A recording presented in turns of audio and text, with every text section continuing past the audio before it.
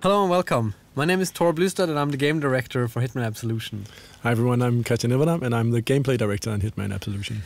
We are very excited and proud to finally share with our longtime fans and everybody else out there what we've been working on very passionately for quite some time now. Indeed, I mean, Agent 47 literally was the start for IO Interactive, and it's by far our largest undertaking to date, building Hitman Absolution.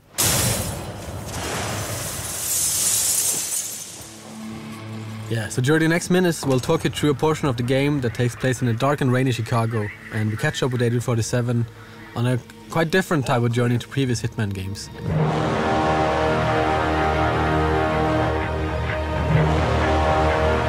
There's a citywide manhunt for him and he's been tracked down to this derelict library. We're showing part of a level which is called Run for Your Life, and it sees Hitman pitted against the Chicago PD. They're hunting him for a reason we cannot get into, but he will have to deal with that situation. Glacier 2 allowed us to build a render also from scratch to fit with the art direction of Absolution, which is a more kind of a dense style. What we see in this playthrough is kind of a noir part of the game, which is following the story. The story and the art direction is quite closely linked, so that as 47 kind of goes through his journey throughout the game, the style of the game and the whole look will change with him. This is a derelict library, right? It's early in the game, and Hitman is seeing some hard times. And later, as he hopefully succeeds, the environments will change to reflect that, right? Yes, and also, I mean, this part of the game is called Run for Your Life. So this is where there's a manhunt. He's been compromised. He's on the run, and he starts empty-handed. So it's perfect for us to show off our mechanics in a natural way, where we kind of build up the character throughout this playthrough. And yeah. And as you can see here, coming up is one of the new features we introduced in Absolution, which is Instinct. Yeah. As you've seen, Agent 47 can sense his enemies through walls, and he can see or try to predict the path they're going to take. And this feature is something that allows for actually looking at what the AI is doing in the 3D world instead of other places and trying to figure out what to do. But also it was also a feature that got added when the AI got so complex and hard to handle for us and the team. We needed some tools for ourselves to actually make sure that we could play the game. So we're thinking, how could we make it easier for the player to avoid this kind of trial and error where you just kind of stumbled onto an AI and they kind of just came down on you. Instinct is also an economy, right? So it fuels a lot of the abilities that Agent 47 has at its disposal. And this also means that, you know, how much you use it will also depend on what difficulty you're playing the game. On the easier difficulties it will be quite abundant, but on the harder difficulties you have to really make some choices about what you want to do. Do I want to check for enemies? Do I want to use my disguise powers, or what do I want to do? Can't find him if the lights. Yeah, I hear you. I hear you. Oh. We can see Agent 47 is messing around with poor Fisano. I think when this trailer went live, we got a lot of feedback on the Fisano character, right? You know, just that the Sarge is, you know, giving a hard time, and why did we kill him, and all that stuff. And obviously, we wanted to show just how much you can actually invest emotionally in a simple police officer, and by choosing to kill him in the end, you actually you kind of feel how much you actually attached to this guy even if it's only for minutes, right? And obviously you are free not to kill him. It's perfectly up to the player, completely up to the player what he wants to do. Yeah, I mean we are kind of showing off one kind of version of a Hitman in our playthrough, but it's all up to the player when they eventually get their hands on this by themselves to choose which kind of Hitman they want to be here and how they want to play out. If they want to kill the Sarge because they think he's an asshole, that's perfectly fine. It might be a little difficult to get to him because he's kind of surrounded by cops, but it is possible. And if you want a little kind of poetic justice in your playthrough, oh, knowing our players, I think quite a few will.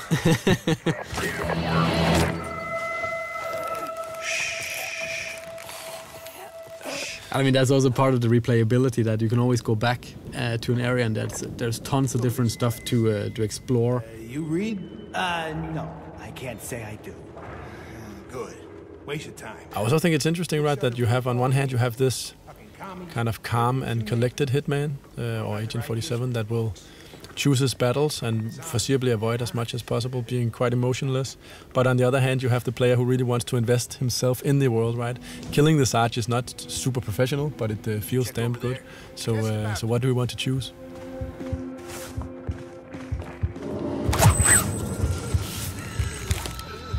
We've been spending a lot of time with our AI trying to build it's the most complex AI we built to date, and we have what we call an intelligence spectrum that allows the AI a far more nuanced behavior than ever before. While in the old games it was very kind of binary or kind of black and white, that you went into a situation and if either they knew you or they didn't, if they found you out, every AI in the world, every NPC would just come down on you and try to kill you.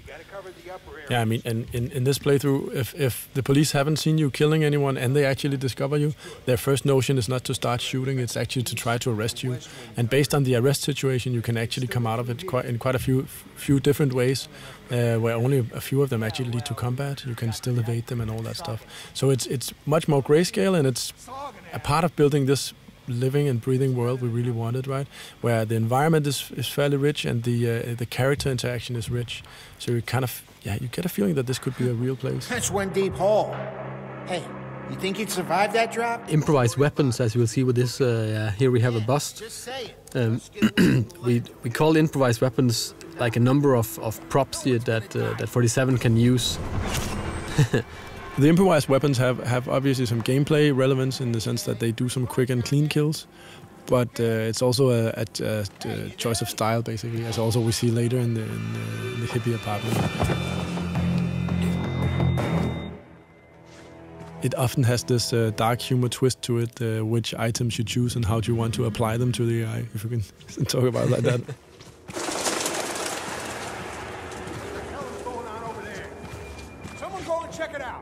Got it, we're on it. We just saw Agent 47 scan the area with his instinct, and it actually also allowed him to see some of the environment objects that he can interact with. So it's also, besides from showing you what the AI is doing, it can also help give you some hints as to, is there a ledge I can climb, or is there an object I can interact with? Ah, Sergeant Meyer. See, you still can't sniff a fart out of your own ass. So the Sorganash boys are coming in for the briefing. Yeah, we needed a lot of cops in this library, and it was we needed to kind of pour more and more in as the player goes through, so the stakes gets higher towards the exit here with the red light in the far distance. That's also part of how the AI will handle combat. If you choose that path, it can actually spawn in better equipped enemies to confront you. Oh, yeah. So you should be careful about what path you take. Yeah, I mean, if you start a big fight in here, you will risk that SWATs are kind of spawned into this area as well, which will make it quite a lot difficult. Oh, come on, fucker, work! So here we finally got our hands on a gun, and we really wanted to show off a little bit of combat. But this is just one way of kind of ending this part of the level. Sure you pussies ain't... What's not maybe super apparent here is that this is just one path, right? You can actually you can take other paths, and you can also, but just from this point, actually both do stealth and action, right? But as we also mentioned, we really wanted to emphasize the Fisano story, and in this case, that means an unhappy ending for him. Yeah. But it's also good for drama. Not so good for him, though. No. And as you can see, hopefully that the whole action part of Absolution, shooting weapons and all that stuff is something we gave an upgrade, a literal upgrade from the previous games, right? We have a cover system, aiming and shooting feels snappy and responsive. So that part is not, it doesn't feel like the game abandons you, it more feels like it's a natural part of the game. And again, you're free to duck in and out of combat as you choose. Yeah, I mean, if you retreat from combat, then they will eventually stand down and maybe not into talking about their daily lives anymore, but at least into something more forgiving.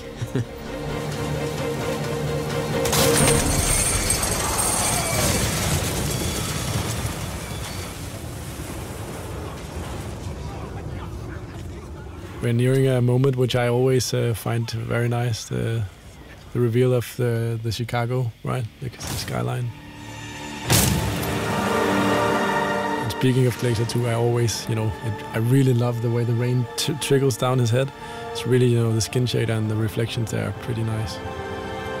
Yeah, they have been spending a lot of time on that. Since we don't have hair on our main character, it's, it's all about what kind of environmental effects we can make on him and his suit. So running from police, this is part of obviously the run for your life level. Agent 47 is hunted by police, and this is something we really wanted to show. Allow ourselves sometimes to just set the stage a little bit. And this is obviously a more tight linear sequence. But again, we're talking about NPCs and kind of characters of the game, and we really wanted a helicopter that was kind of like a personal helicopter, like it was humanized and not just like a hunk of metal with a huge gun.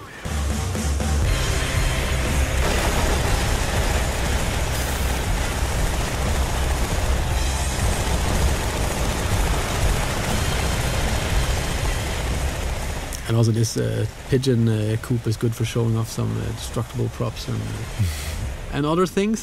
Destructible pigeons? Yes. That was something that came from the team. Oh yeah. I really didn't see that coming, but in the end it was a discussion of how many pigeons to be killed, if it was 4 or 2 or 6.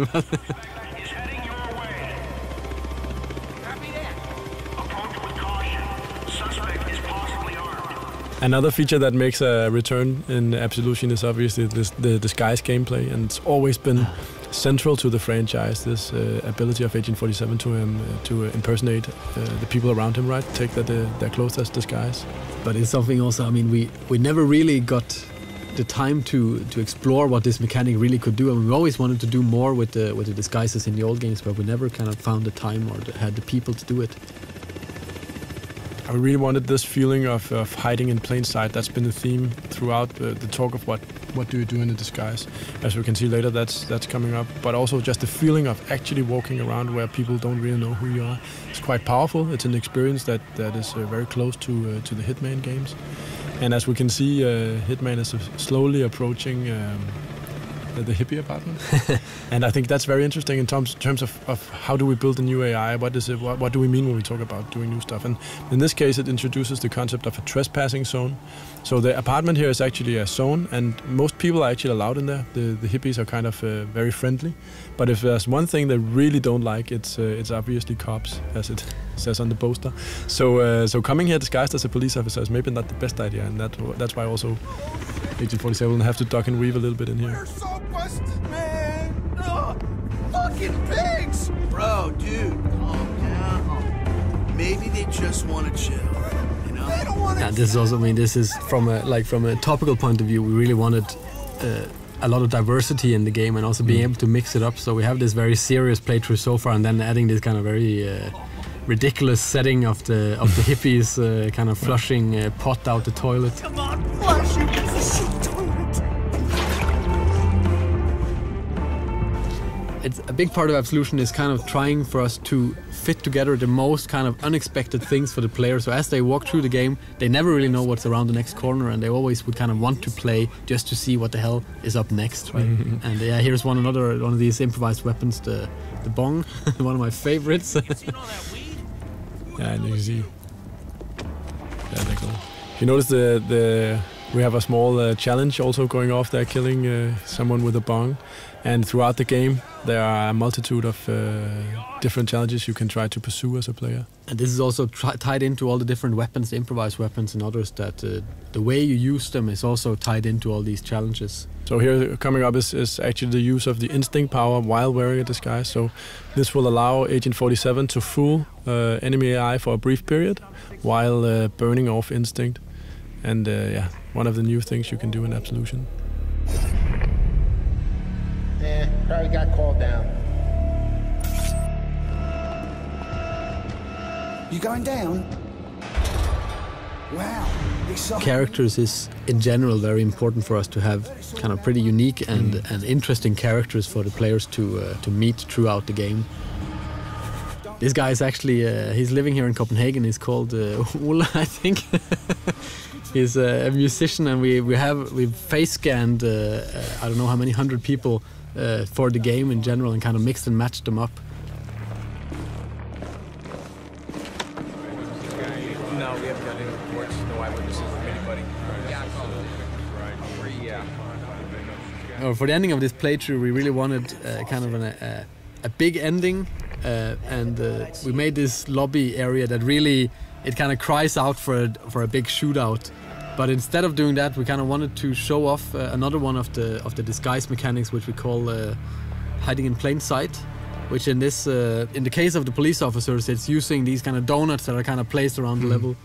I mean, and throughout the game, you'll have to learn or figure out which disguise fits with which environment interactions, and this is a good example of it. Also, just saying that it's still very much a stealth or outsmarting game, so most people will not choose necessarily to shoot people as their first choice. But I mean, for those that really want a big fight, I mean, they can always just bring out some guns and try. We're coming to the end, which also features another very, very big thing for us, which has always been a part of the Hitman games as well, which is the crowd system. And it's safe to say that this time around it's also seen quite a development, something you can look forward to. Yeah, this is just a little tease. Yeah, definitely. So, but thanks a lot for watching and taking these 17 minutes with us. And thank you for all your good comments and all the nice feedback we've been getting so far.